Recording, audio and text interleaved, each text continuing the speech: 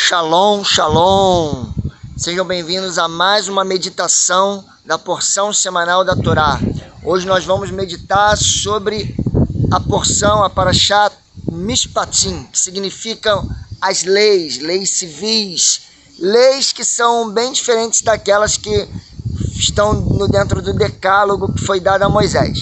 Você sabe que esse vídeo é aquele mais rápido, então se você é novo aqui no canal e está passando por aqui pesquisando sobre algum texto de Êxodo, já curte, se inscreve no canal, compartilha, deixe seu comentário também, que ele é muito importante para nós. Bom, a porção semanal da Torá dessa semana, ela é do capítulo 21 de Êxodo, Shemot, até o capítulo de número 24. E por que eu disse que ele é um contraste da outra Parashá? É porque aquelas estão tão mais específicas sobre da relação do homem com Deus, mas essas têm muitas e muitas leis que tratam da relação do homem para com o próximo, leis que chamam-se de leis civis. Então, o que a gente aprende com isso em primeiro lugar? É que a base da Torá é a justiça. E não adianta você praticar ela para com o eterno e não praticar ela para com o próximo. E em tudo que você fizer, se você começar a ler o capítulo 21 de Êxodo, você vai ver que são muitos e muitos princípios na relação de coisas comuns, do cotidiano da vida. Muitas destas leis até inspiraram a legislar códigos de ética e lei mesmo do Estado de Israel e de muitas outras civilizações. Bom, mas vamos lá, vamos falar um pouco sobre essa questão de justiça, não só para com o eterno, mas também para com o próximo. Se nós olharmos essa porção, nós vamos ver que são 2 capítulos falando muito a respeito de leis dos seus negócios, leis dos seus empregados, leis da terra. Muitas hoje nem são tão mais aplicáveis nem em Eretz Israel, nem na terra de Israel. Mas você vai ter um capítulo falando sobre leis mais religiosas e o outro falando sobre os 40 dias que Moisés passa no Monte Sinai.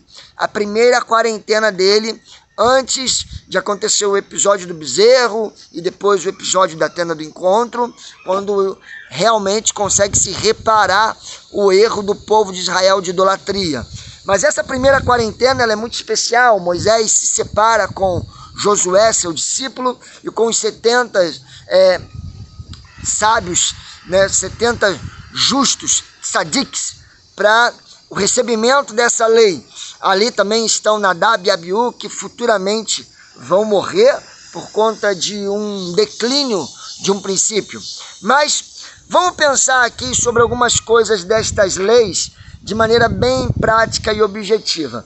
Quando nós vamos pegando a Bíblia comum, quando nós vamos lendo as epígrafes de cada parte destas leis, nós vamos ver que elas estão muito dentro de um senso comum do dia a dia da comunidade de Israel. E só lá no capítulo 23 é que começam a aparecer leis que têm a ver com a vida religiosa, com ofertas, Shabat e ofertas de primícias, etc. Mas o momento em que Moisés recebe estas leis no capítulo 24, que ele vai ter as revelações mais detalhadas de festas, mais detalhadas sobre o Mishkan, o tabernáculo, que nós vamos falar em porções a seguir, a gente vai ver que é um momento muito singular. Moisés ele sobe o monte, entra no meio da nuvem e ali vai passar 40 dias recebendo essas revelações, e a gente acredita que Moisés não recebe isso no plano físico, mas sim no plano espiritual.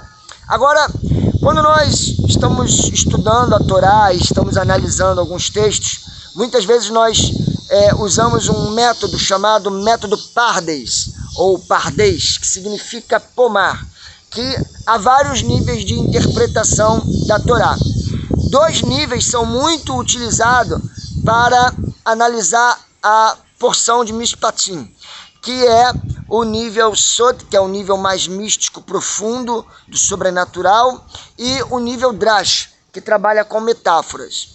E uma das metáforas que trabalhamos na porção de Mishpatim é que quando se fala dos escravos, alguns sábios fazem uma analogia de que este escravo seria a nossa alma, que vinda do mundo superior, precisa um tempo passar nesse mundo físico para evoluir diante de desafios, relações e principalmente do aprendizado da Torá para com o eterno e para com o próximo no mundo natural. Então, ela vem e ela fica agora em um corpo físico, o invólucro da alma é o corpo e ele precisa se desenvolver. Uns vão evoluir mais e outros menos. E eu sei que quando cristãos escutam esse assunto, sempre pensam que parece uma coisa meio que do espiritismo, né? Mas na verdade, para o judaísmo, essa é a compreensão normal. Então, quando nós olhamos a primeira lei que está nessa porção do capítulo 21, nós temos muitas coisas importantes para aprender.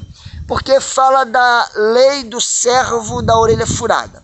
6 anos, alguém trabalhava para o seu senhor como escravo e ele entrava na casa do seu senhor sem ter nada. Mas ali ele podia constituir família, aprender muitas coisas e depois de 6 anos ele iria sair livre. Só que se ele, ao constituir essa família e quisesse permanecer com ela, com tudo que o seu senhor deu a ele, ele podia fazer um ato que traz toda uma simbologia e uma análise diante desse texto, que ele falava para o seu senhor: eu não quero sair livre, eu quero continuar sendo seu servo.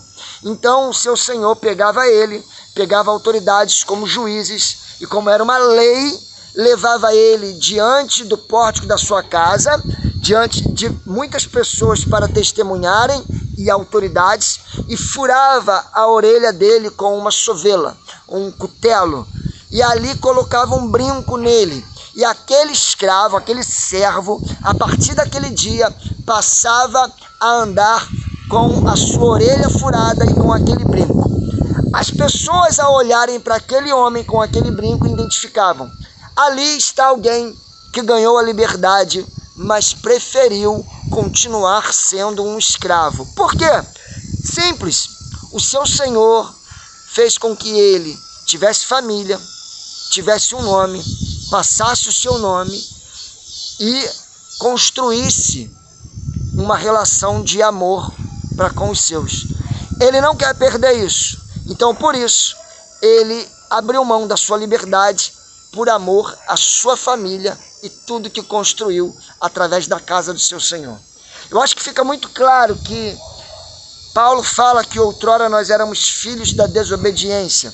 E quando nós desenvolvemos a nossa relação com Yeshua, nós passamos então a ter o poder de sermos chamados filhos de Deus. Esse poder, ele não difere de uma criatura para outra, mas sim da maneira que a criatura, como filho de Deus, vai andar de acordo com o nome que recebeu. Esse poder se desenvolve através de uma relação do filho com o pai.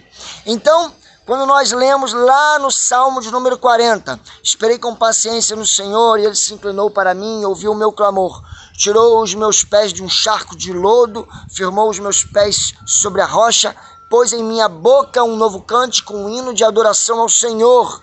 Ó Adonai, sacrifícios e holocaustos não é somente o que o Senhor quer, mas abriste os meus ouvidos, ou em algumas versões, furaste as minhas orelhas. Porque Davi está declarando uma relação de que a maneira que a graça o alcançou, ele quer ser este escravo de amor. Ele quer ser essa criatura que está submissa ao poder de Hashem.